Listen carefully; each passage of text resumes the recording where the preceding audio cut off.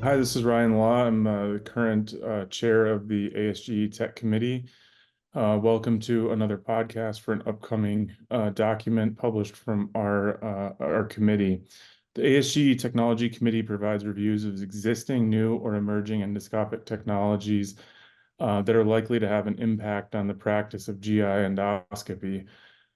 In terms of how we produce our status evaluation reports, we aim to use evidence-based methods with a Medline literature search to identify pertinent clinical studies on the topic, as well as the MAUDE database to identify reported adverse events of a given technology. Both of these are augmented by accessing related articles that we identify in PubMed and by scrutinizing pertinent references cited by the identified studies. We aim to include controlled clinical trials.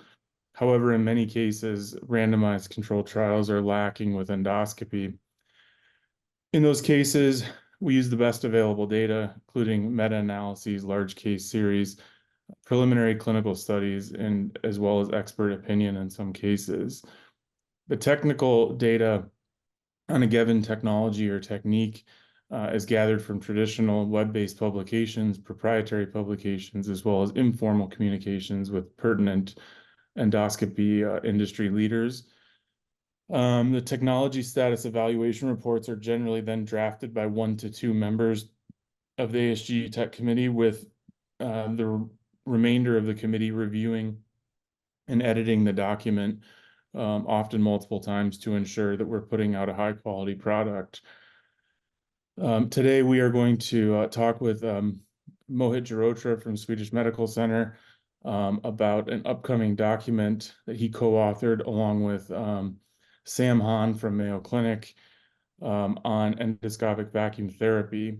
This will be published likely this summer. It's certainly a document we're excited about, as there's very little high quality information on this topic currently available. So with that, I would like to welcome Dr. Girotra to the podcast. Mohit, thanks for joining us. And I look forward to talking with you about this document over the next 15 minutes or so. Thank you so much, Dr. Law. Really appreciate it.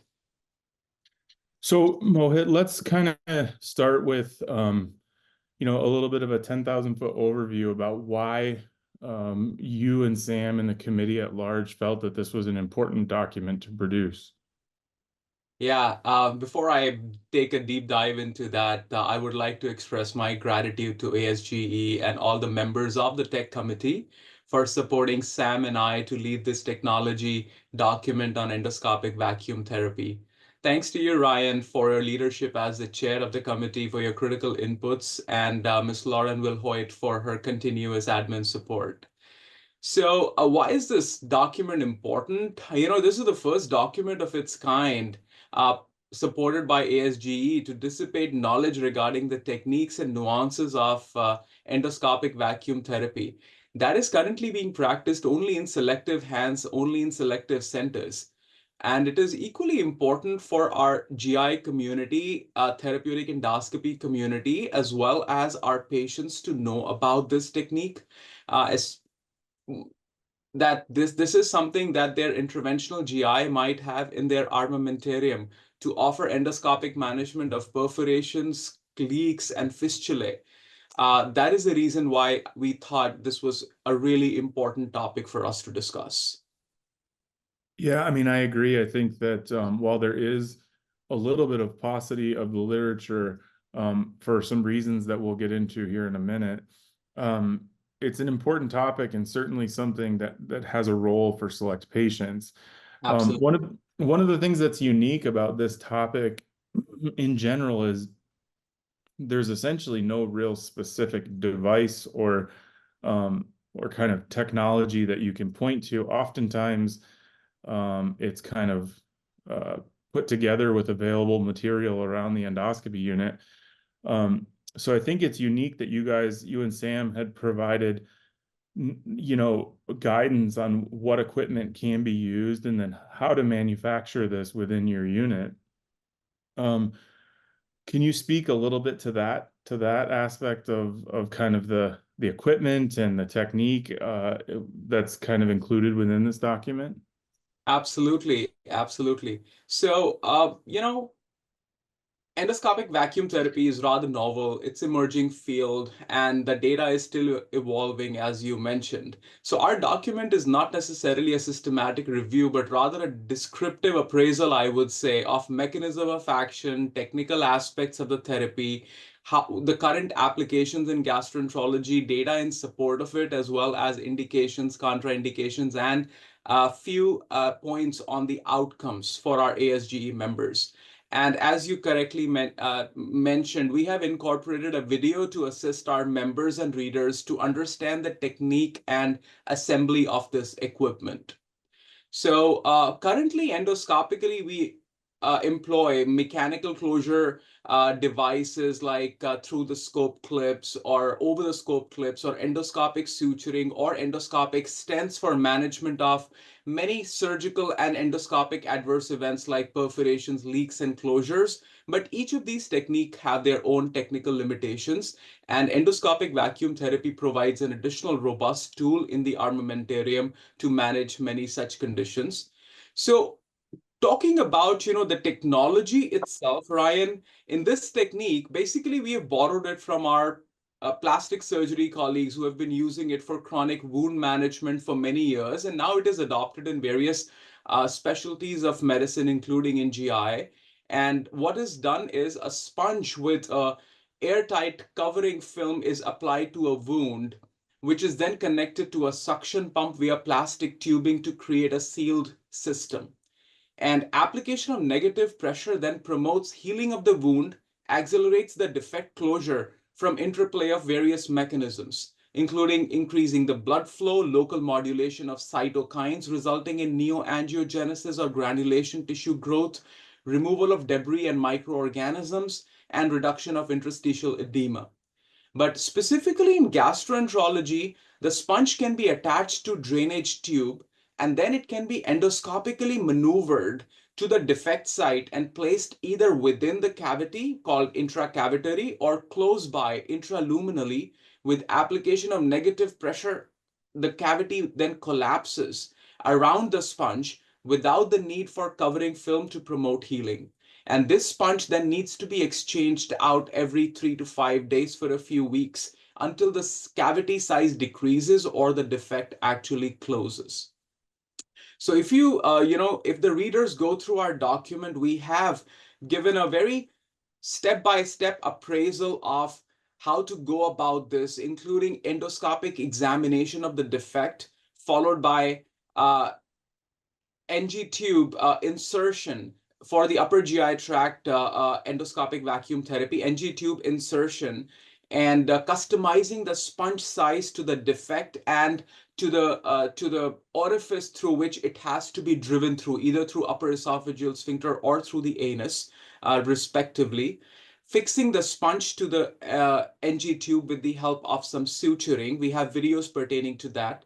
Endoscopic placement of sponges and how to replace them, and fixation of the tube externally to the nose or to the other skin areas. And finally, the post-procedure care, intra-procedural care, use of antibiotics, and finally, assessment of healing. So we have given a step-by-step approach to all those necessary steps. Yeah, and I think that's critical for a document like this that's a little bit of a departure from a typical tech document, but certainly not any less important. One of the things that I think it's important to speak to, and you guys do a very nice job within the manuscript, is the commitment that's needed by the endoscopist or the teams taking care of these patients. As you mentioned, this often requires repeat procedures every 3 to 5 days, generally closer to 3, to ensure that the sponge can be removed and replaced, which, in this kind of current uh, medical economic climate isn't always the easiest thing to do. So sometimes these patients end up being inpatients for very long periods of time, 2 to 3 weeks, undergoing this therapy, or frequent visits as an outpatient. So, that's something that I hope our readership takes away, is that there is utility of this technology, and technique, but it does require substantial commitment with everybody involved, the endoscopist, the patient, ancillary services. Um, and I think that that's, important to note. Do you see any other downsides to this type of technology besides just the overall commitment for frequent procedures? There is no particular downside. There might be a learning curve towards, development or rather assembly of these sponges. There are two pre-assembled kits available, but they are unfortunately not available yet in the United States. So we have to use some very commonly available tools, including sponges and NG tubes and suture material, to put together a kit, which is not difficult, but it does require a little learning curve. Then advancement of the sponge through the upper esophageal sphincter, placing it intracavitary, cavities which are less than a centimeters or so, or which are not very long, may not be very accommodating. So the sponge may have to be placed close to the cavity, more in the lumen rather than intracavitary. So those are some of the technical challenges, of course, people should be aware about. And then it is very important for me to, point out the indications and contraindications. Of course, in terms of indications, we can use it for management of leaks and perforations, more commonly in the upper GI tract than in the lower GI, especially for post-esophageal or gastric, surgical or bariatric anastomotic leaks, duodenal defects, acute iatrogenic or spontaneous perforations, colon wall defects or fistulae, or sometimes people are using it prophylactically after major upper GI surgery.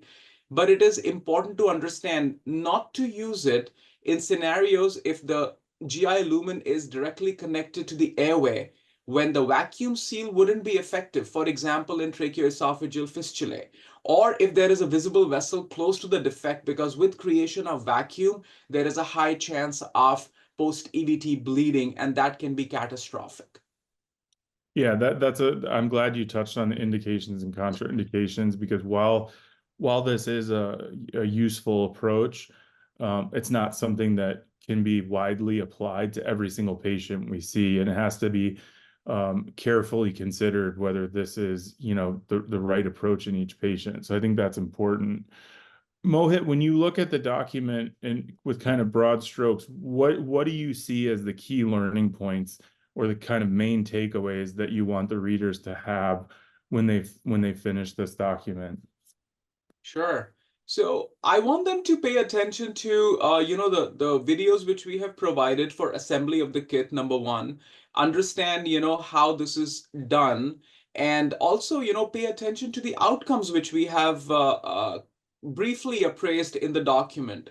I would like to point out that in terms of overall outcomes, the meta-analysis utilizing the retrospective and prospective studies on EVT demonstrated closure rates ranging between 80 and 91% for upper GI post-surgical anastomotic leaks. And in this regard, it performed better than covered metallic stents in closure rates with a favorable, I would say, treatment duration. But there are no RCTs available on this topic. So the data is very driven by retrospective and prospective reports.